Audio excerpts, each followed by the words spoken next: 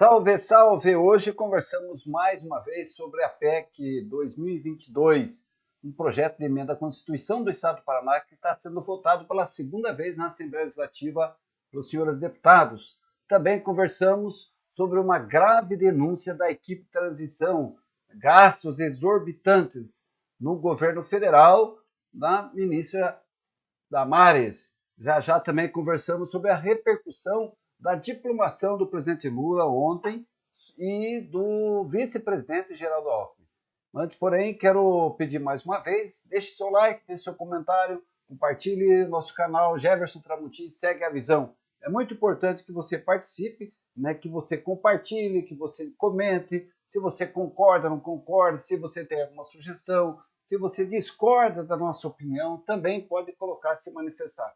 Nós vamos trazendo aos poucos a sua opinião e vamos estabelecendo. Esse canal quer ser o contraponto, vamos fazer um debate da política local, nacional, estadual, trazendo também não só a informação nua e crua, mas vamos colocar a nossa opinião. Todos os cidadãos têm direito de dar a sua opinião, dar a sua voz, e uma das coisas que o presidente Lula afirmou ontem na diplomação, aliás, foi um momento cívico muito importante, um marco de encerramento de todo o processo eleitoral. Nos últimos 90 dias, o país passou por um processo de pré-candidaturas, depois, nos últimos 40 dias, de candidaturas oficiais. Na presidência da República, o primeiro turno e segundo turno, e foi uma verdadeira guerra, uma verdadeira batalha. E, como disse o vice-presidente Geraldo Alckmin, só foi possível o presidente Lula ganhar essas eleições porque, de fato, tem uma história de estadista, já mostrou nos seus 2 primeiros mandatos, que fez pelo país, especialmente para a população, as pessoas que mais precisam do poder público. Então, o presidente Bolsonaro, usando toda a máquina administrativa, os programas sociais, programas ligados à educação, enfim, toda a máquina do poder público, e se não bastasse ainda mais o apoio de grandes grupos econômicos, mesmo assim, para ganhar dessa macroestrutura do presidente Bolsonaro, somente o presidente Lula. Por isso que hoje ele já tem 95% da população aprovando e torcendo para que tudo dê certo no seu governo nos próximos 4 anos. É isso que nós esperamos, O presidente Lula ontem reafirmou seu compromisso com a democracia e disse que só o seu diploma que ele recebeu ontem era um diploma de toda a população, da parcela maior da população, fruto desse processo democrático, daqueles que acreditam, daqueles que defendem na democracia. Disse também, no seu discurso, que vai combater as mentiras, as falsidades, as fake news, defende incessivamente a liberdade de imprensa, de comunicação, de expressão, mas não é possível aceitar enfrentamentos à Constituição. A Constituição é bem clara. Você pode divergir, você pode contestar, mas dentro da Constituição. Aquilo que é a Constituição, um dos princípios básicos garantidos na nossa Constituição é a questão da democracia. O presidente Lula disse também que a democracia não nasce por si só, como se fosse uma semente de uma árvore, mas ela precisa ser plantada, acompanhada, precisa ser regada, precisa ser feito, enfim, a defesa permanentemente desse valor importante para uma nação. E o presidente Lula se colocou à disposição, com o seu governo, com essa equipe, e vai lutar até o fim para melhorar a vida da população, para reduzir a pobreza, para reduzir a extrema pobreza. Se pelo menos não conseguir eliminar totalmente essa praga do desemprego, da falta de políticas públicas na área da saúde, na área da educação, na área de geração de emprego e renda, Lula se comprometeu mais uma vez. E foi um momento muito emocionante. O presidente Lula, ao iniciar o seu discurso, foi às lágrimas, muito emocionado, porque passou pela sua cabeça um filme. O presidente Lula, que já tinha concluído 2 mandatos. Primeiro, a sua origem, veio do sertão nordestino, com sua mãe, pau de arara, passando necessidades, passando fome, e depois se elegeu presidente da República pela primeira vez, segunda vez, terminou um mandato espetacular, deixando, né, um país muito melhor. Um país muito melhor. Nós não podemos fechar os olhos para fatos. Quero só recordar aqui, por exemplo, né, o país reduziu a pobreza, tirou o Brasil do mapa da fome, da miséria. As pessoas adquiriam, tinham suas casas dentro do Minha Casa Minha Vida. Enfim, várias questões de extrema importância para a vida e a qualidade de vida das pessoas. Então, o presidente Lula fez um mandato, deixou saudades, né? Muitos, agora, recentemente, nesse processo da aprovação da PEC lá em Brasília, sobre ajustes no orçamento de 2023 para garantir recursos para as áreas sociais, para a saúde, para a educação, para os programas sociais do Bolsa Família, né? Enfim, uma série de programas que o governo Bolsonaro deixou estraçalhado, arrebentado, sem recurso nenhum, né?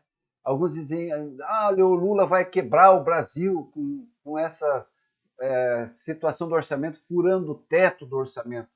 Gente, o presidente Lula já governou por 8 anos. Ao contrário, deixou 370 bilhões de dólares no fundo de reserva, né? A dívida pública interna reduziu. Quando ele assumiu, o presidente encontrou uma dívida pública de 60% do PIB, deixou uma dívida pública interna com apenas 34% do PIB. Então veja a diferença. E ainda pagou a dívida do FMI. Se não bastasse, além de pagar a dívida de quase 30 bilhões de dólares, o presidente Lula ainda emprestou dinheiro para o FMI. Então veja, é muito engraçado as pessoas imparciais torcendo, é o que parece, né? Torcendo para dar errado, pessoas que perderam a eleição, não se conformam. Veja a barbaridade que foram fazer ontem, né? Estimulados por gente bolsonaristas, né? Foram lá tacar fogo em carro, invadir a Polícia Federal. Mas, gente, por favor, né? Está na hora de vocês tomarem consciência. O Brasil mudou, encerramos um ciclo. O presidente Lula é diplomado, vice-presidente Geraldo Alckmin é diplomado, né? Vai tomar posse agora, vai subir a rampa no dia 1º de janeiro e vai governar por 4 anos e vai melhorar a vida das pessoas. Nós temos a certeza e temos a esperança, assim como 95% da população brasileira acredita e tem fé e tem esperança, né? Pensa positivo, é isso que nós temos que pensar. E está na hora de a gente virar essa página, né? Contestar posições políticas, contestar, divergir politicamente, de programas, de métodos, tudo isso faz parte do jogo. Agora, atacar um processo democrático que garante a democracia, o Estado de Direito, que garante as instituições, né, que nós temos hoje no sistema político brasileiro, aí isso já é crime.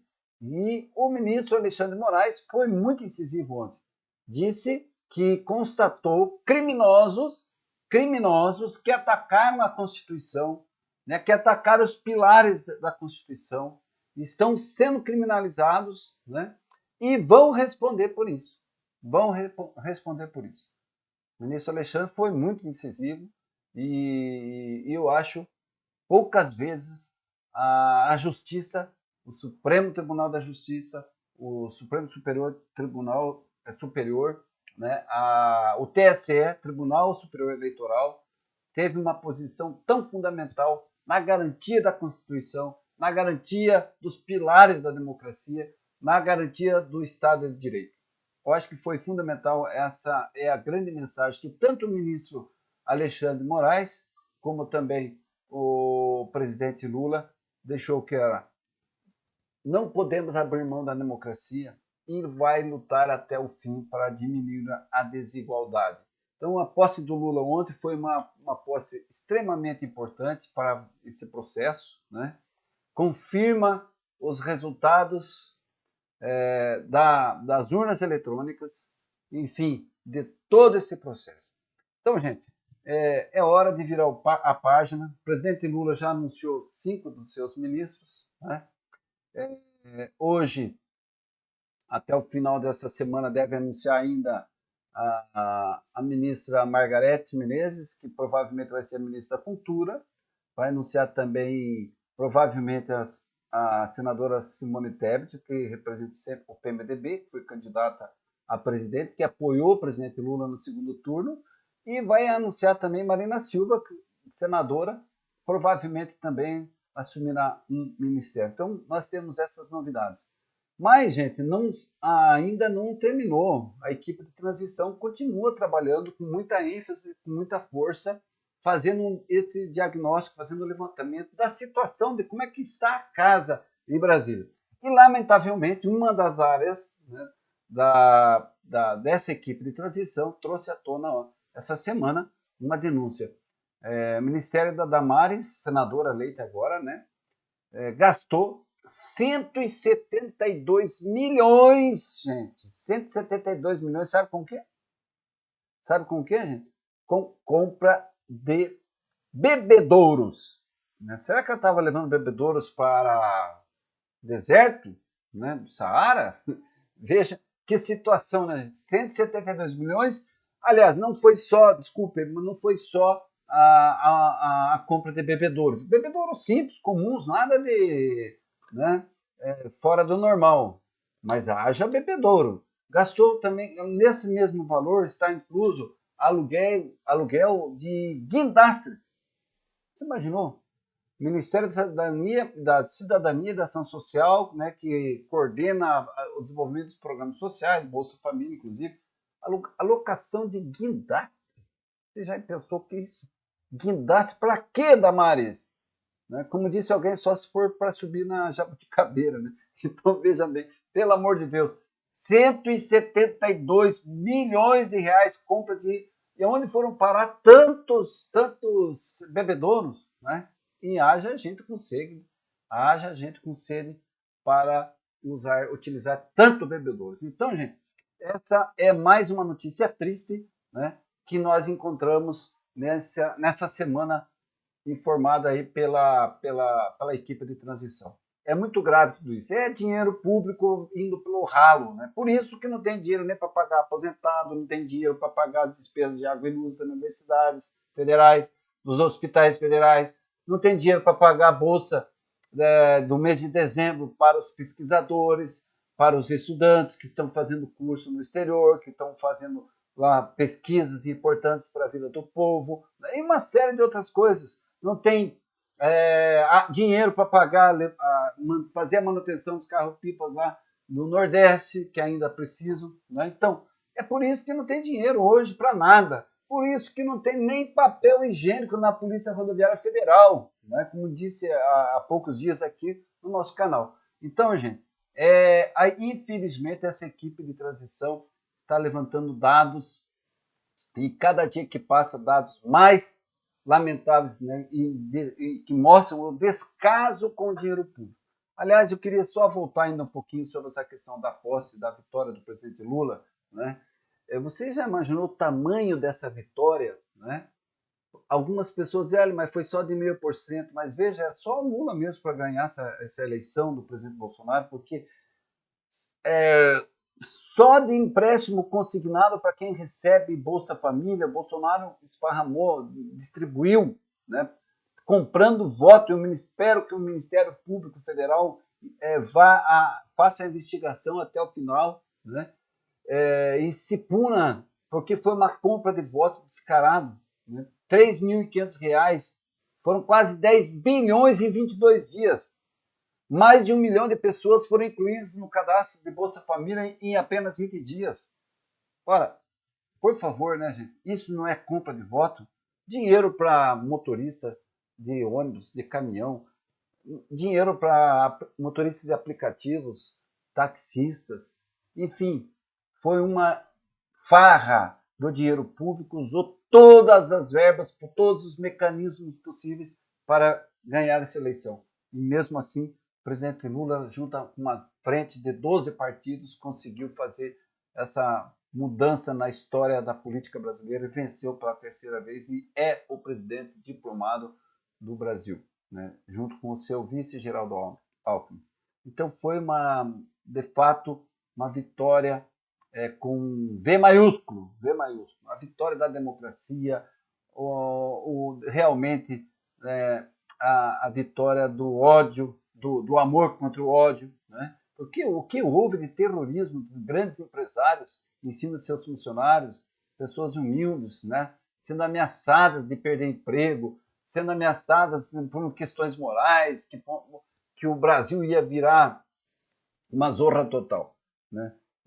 Questão dos banheiros unissex, que você ia perder sua casa, que você ia ter sua terra invadida. Eles usaram todas as artimanhas, todos os artifícios para vencer essas eleições. Mesmo assim, o povo finalmente sabia o que queria, né? E deu vitória ao presidente Lula. Por isso que nós estamos torcendo e vamos estar compartilhando, né? Um governo, né? Ele precisa ser acompanhado, participado, aliás, precisa ter fiscalização.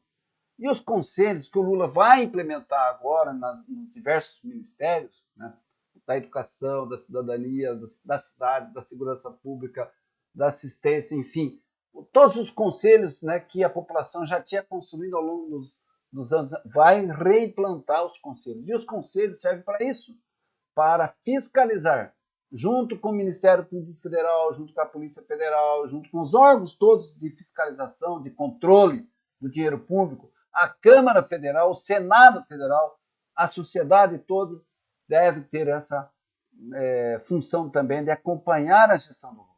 Lula falou isso, inclusive, no seu discurso, né, que quer ampliar a participação popular no governo, né, porque tem muito mais chance de dar certo quando as pessoas participam, levam suas necessidades, levam suas opiniões. Isso é muito importante, esse colegiado, né? E já aconteceu isso no primeiro mandato do presidente Lula, no segundo também, e deve se ampliar ainda, fortalecer ainda o nível de participação da população. Mas, gente, quero lembrar mais uma vez, deixe seu like, quem ainda não se inscreveu, né, se inscreve no canal, nós precisamos ampliar nossa participação, vamos levar em frente.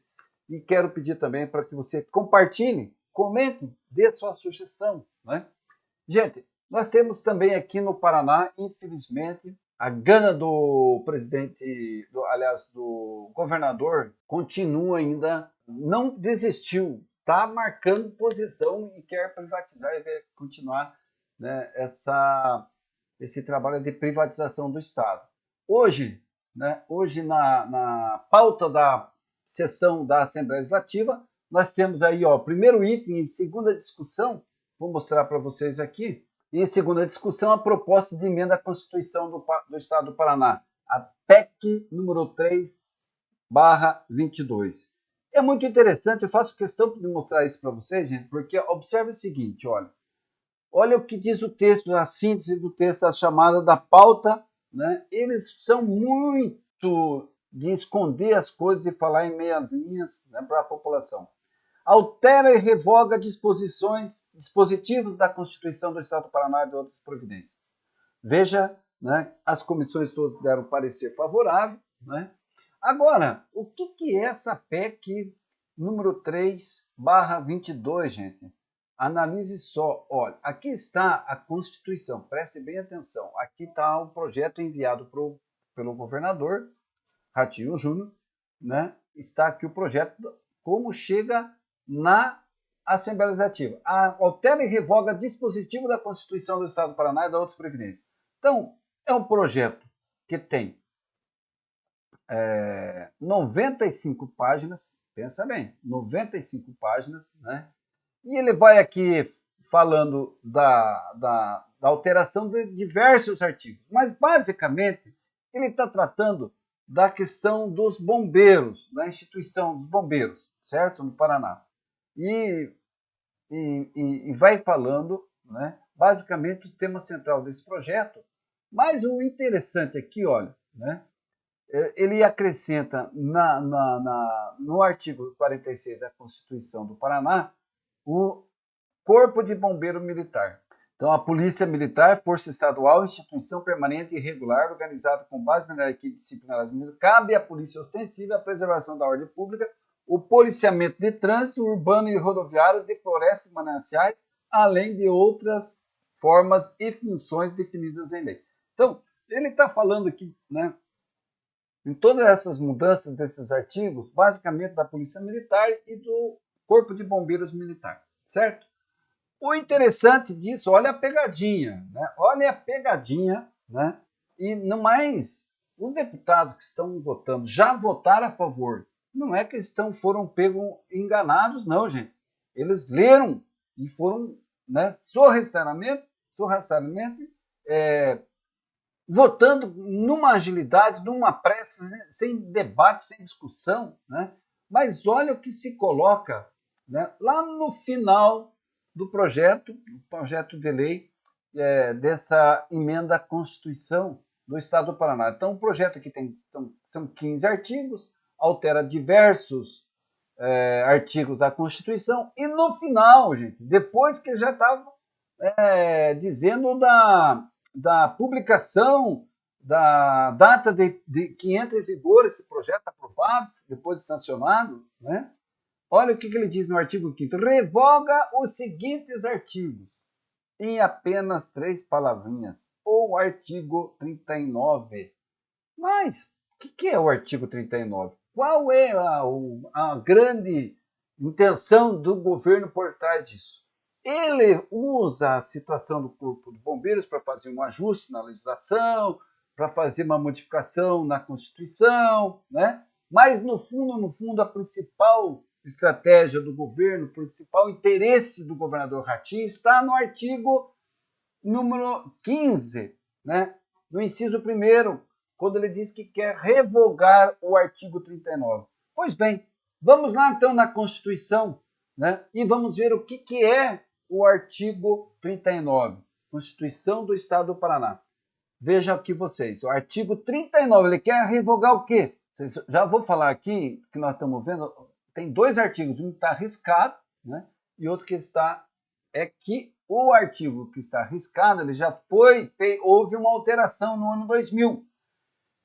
E veja o que diz hoje, então, o artigo que está em vigor, o artigo 39. É vedada a contratação de serviços de terceiros para a realização de atividades que possam ser regularmente exercidas por servidores públicos, bem como para a cobrança de débitos tributários do Estado e dos municípios. Pense, gente, onde está o pulo do gato?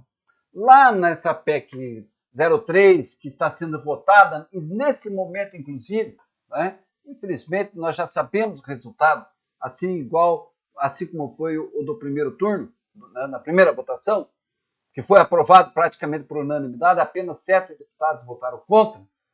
A grande jogada dessa PEC 03 está aqui nesse último item, no artigo 5º, que ele diz, olha, quero revogar o artigo 39. Ora, por que ele tem interesse em revogar o artigo 39, o artigo da Constituição Estadual, em que ele precisa de 2/3 da votação dos 54 deputados estaduais que estão lá, né? Simplesmente por isso, ele quer extinguir, ele quer revogar, ele quer rasgar, ele quer tirar esse item, esse artigo 39 da Constituição. E com isso ele fica totalmente livre para contratar quem ele quiser, colocar aonde quiser, como quiser, independente, inclusive, da sua qualificação. Ele pode substituir professor a hora que quiser, ele pode substituir, inclusive, na área de segurança. Ele pode substituir o servidor público, né, que fez concurso, que tem a história do serviço público independente do mandatário, independente do governador, do secretário. Né? O servidor público é aquele que está ali há 5, há 10, há 3, há 15, há 20 anos. É que conhece, que está, como o próprio nome diz, servidor público. Está ali para servir a população sem interesses, né? E sem ser comandados por interesses políticos de quem está na gestão, de quem é o governador, de quem é o secretário naquele momento. Né? Então o Ratinho manda para a Assembleia para extinguir esse artigo. O que significa isso, gente? Acabou o concurso público e, consequentemente, acabou a qualidade do serviço público. Nós vimos já. Vamos pegar apenas um item. Veja o que aconteceu, por exemplo, com a privatização das telecomunicações. O que virou hoje, né? O que virou hoje, né? Não tem um que não reclame das telefonias hoje em dia, problemas de salário, problemas de qualidade e uma série de outras coisas. Então, gente, é muito grave o que está acontecendo hoje com a votação na Assembleia Legislativa. Dá um cheque em branco, autoriza o governador a contratar quem ele quiser, como ele quiser. Se imagine chegar o governador na próxima eleição, toda essa gente que ele vai contratar nas escolas, nas universidades, nos hospitais, na segurança pública, enfim, em todos os lugares, o que ele vai fazer? Pode se transformar toda essa gente em seus cabos eleitorais, ou para ele, ou para quem ele quiser apoiar, para os deputados que quiserem. Veja o tamanho do apadrinhamento no serviço público, né? O filho, do amigo vai ser indicado para trabalhar, porque não vai ter nenhum sistema mais de seleção. Não vai ter um sistema de seleção. Isso tudo vai ser comandado por empresas contratadas que vão ganhar quase 3 vezes mais do custo do servidor público. Então é muito grave essa situação e eu espero, né, que o Ministério Público Estadual, os partidos, o Fórum Estadual de Servidores Públicos entrem na justiça para impedir, né, esse cheque em branco para o governador. Gente, mais uma vez, segue a visão, não esqueça de deixar seu like, compartilhe, comente. Salve, salve, até amanhã.